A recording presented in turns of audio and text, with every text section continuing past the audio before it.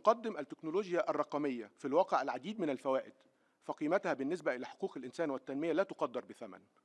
فهي تمكننا من الوصول والترابط مع الناس في جميع أنحاء العالم بشكل غير مسبوق، ومن استخدام الاتصالات المشفرة وصور الأقمار الصناعية وتدفق البيانات من أجل الدفاع مباشرة عن حقوق الإنسان وتعزيزها بالقرارات المتعلقة باستخدام بياناتهم الشخصية، ما يعني ضمان وصول الفئات المهمشة والأكثر فقراً في مجتمعاتنا إلى سبل الانتصاف عند إساءة استخدام بياناتهم، أو عندما يتعرضون الناس وربطهم مع بعضهم ومدهم بالمعلومات وإنقاذ أرواح international crimes and supporting survivors in their quest for justice. She is honoring President Women Network. The floor is yours. Will comply with security, privacy and legislative requirements of the relevant legal system. And contracts with private software and hardware which has implications for those who are unable to afford it. And online system. Digital processes are less susceptible to indicating complex corruption cases. But of course, the protections offered systems may be compromised by private sector technology developers, even if this is done unintentionally. And then from a human rights perspective, of course, the advantages are there is greater data and transparency provisions to identify and prove human rights abuse used by governments or private companies, putting individuals and communities into legal systems. And certainly there is room for improvement, but they are, I think, good examples of what can be done. In the context of learning, there's a good example from Brazil, where AI tools have been used to address backlogs in the court system and communities. So starting in 2018, the Brazilian National Council of Justice worked with some 3 million cases were entered into sanction of this particular project. Very sort of top of the pile and addressed. The impact of this AI is already reducing delays and in human processing of common types of cases. There have been data which protects personal data and judicial independence, and there's been a development of algorithms needed to test and advise the technology. It's an ongoing process, contexts. And early anticipation of and budgeting for these new ideas will allow for meaningful application of AI to learn about and address the needs of vulnerable users. There's also been good judicial leadership and collaborative digital case management. Of course, in Berkeley, particularly when the pandemic broke out, existing cases had to be heard online, particularly in those jurisdictions. This was a very user-focused app and it was developed to respond to the challenges faced by residents of the house or to meet with their lawyers. And so, of course, this was already just going to look at some of the potential future developments that could be considered. I think a common thread amongst many disability is something that can be improved on the thousands of, and it's been really promising to see that use of mobile calls is certainly something that is being used in countries like Malaysia. We are able as a society to be pretty nimble and adapt certainly better. No doubt there will be future disruptions that we cannot possibly imagine without protection. It's certainly something that will need to be considered not only on the international treaty level but also nationally respective in each country.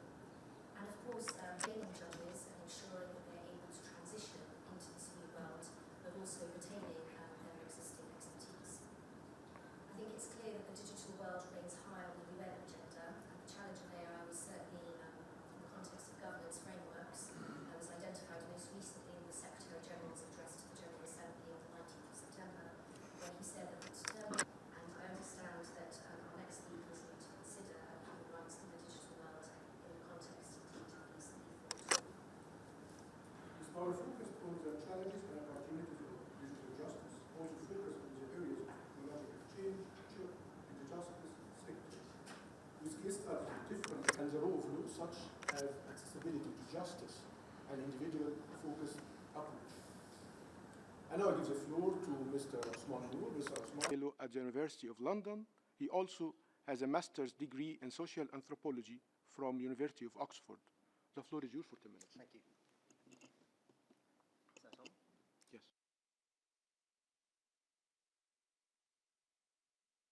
Okay, good morning. Good morning. Pleasure to be here. Thank you so much for the invitation. You already gave a short introduction. I'll just tell you a little bit more about Stop Killer Robots. It's a organization with a funny name, but it has a meaning here at the United Nations. So we've been advocating for a new international treaty on autonomous weapon systems for around 10 years. We began in 2013. The founders of the organization were those who had achieved treaties in the past here at the United Nations, such as there was the Landmines Treaty in 1997 dealing with landmines. There was cluster munitions. We've had the ATT, the Arms Trade Treaty.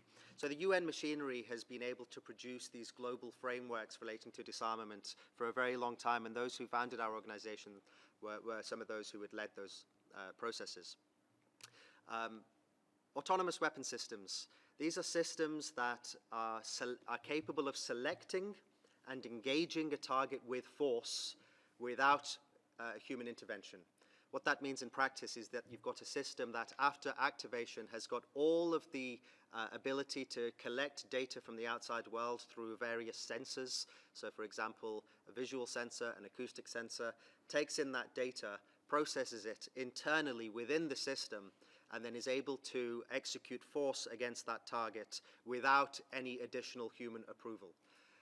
So this sounds like a far-fetched concept, but in fact this is actually the new generation of warfare. This is where militaries are investing their technology, their infrastructure, and artificial intelligence has a very strong component to that, because artificial intelligence increases the sophistication of such machines to be able to, for example, recognize a particular human being, distinguish that human being from another, and the types of systems that we see now are very much deploying artificial intelligence in the way that they operate. So we are advocating for a treaty that has certain prohibitions and certain regulations, and we are calling for this to be legally binding.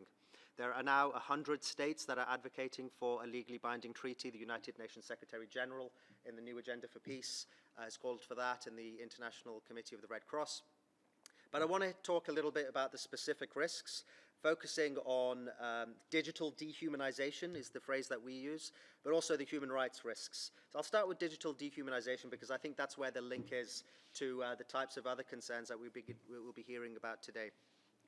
So digital dehumanization, the way that we talk about this, is it's when data is processed of a human, so a human is reduced to data that then has a negative impact on their lives. So we see this in many different aspects of our lives.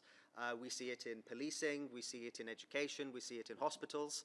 And the processing of data isn't necessarily a bad thing. There are many good outcomes from the processing of data. We all have it on our mobile phones to send invitations. It's impacted every aspect of our life. But if, for example, it's used to make an unfair decision when it comes to schooling, so we have children being processed in their applications and certain candidates are sifted out before they're even looked at, that's a negative impact. It could be used in policing to potentially arrest the wrong person or to accuse them of a crime that wasn't actually one they committed. And that sounds, again, far-fetched, but actually this is how we are seeing the process of automation, the process of data being used in policing and negative impacts on that on certain racial communities as well. But for us, at the peak of digital dehumanization is when data is collected and data is processed that ultimately has the ability to kill us. So in terms of harm, this is really at the apex of where harm lies. So yes, we have impacts on schooling, on policing, but at the peak of that is if you're going to kill someone. And so if we can create a red as to the types of harms that we might have in the processing of data for other aspects. So at the core of this digital dehumanization concept when it comes to weapon systems is that sensors don't see people as humans. So when we look at each other, we're able to see not just our skin color, not just our height, not just the shape of our head, but we also see an identity, we see dignity, we see humanity, we see history, we see culture, we see religion, because it's not a human to be able to make that type of assessment. So we are, in a way, depriving ourselves through this process of all those, in a way, becoming little USB sticks for each other, because we are robbing ourselves of the ability to see each other in that intangible way that humans do. Potentially using that in warfare, there are very clear dangers in terms of human rights law, humanitarian law. We talk a lot about this, we focus on human rights. So, Professor Christoph Heinz was the special rapporteur 10 years, the impact that they could have on arbitrary killings. Because what we could have is targeted assassinations, attributing accountability and responsibility for that. Because if it's a robot that does the crime, then, well, it's difficult to determine who initiated it. Is it that person's fault, or is it the designer's fault? Is it the fault of the manufacturer? Is it the fault of the state? So we are looking, if you're going to put someone in prison, then you need to have a trial, you need to have a lawyer, you need to have a judge, you need to have sentencing. Only then is it legitimate to, deprive someone of their life. There are other examples, but, it's a serious process. But if we are basically automating that decision to when, where, or against what that force is going to be applied, we are significantly to responsibility in the basic kind of due processes involved in any legal system. We're also opening ourselves up to questions around bias and discrimination and how we're collecting data. There's very good evidence to see, how certain groups can be discriminated against just in the process of adopting. You see white people, you see men. And if you search for a different to make decisions about their lives, again in policing, the United States, we're deemed to be more likely to commit criminal offences just by virtue of being black. Rules between people who are guilty and who are innocent. But how would you encode patterns of data to represent a human being to make those distinctions? Do we have an idea of what an enemy looks like versus what a combatant looks like? We might have in the way that how discriminatory prejudices work. If we're living in one country and we think of criminal or terrorist, we might have a certain idea of what that might look like. But that's not universally correct. If you coded a system to only look for males between a certain age, of a certain skin color, with a certain beard, let's say, we know that this happens because we see that people of matching that description tend to be targeted in war zones and assumed to be hostile. We see these examples in the Middle East very often. How would we do that in a sensible way? How could a designer try to determine whether someone is targetable?